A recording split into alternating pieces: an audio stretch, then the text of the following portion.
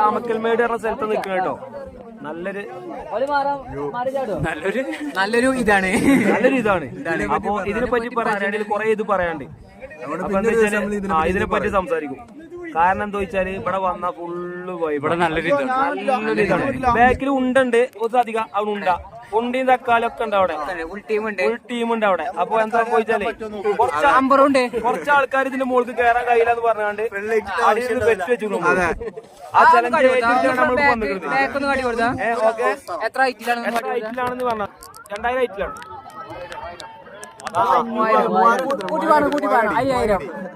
2 ഞങ്ങളോ 5. ഓക്കെ,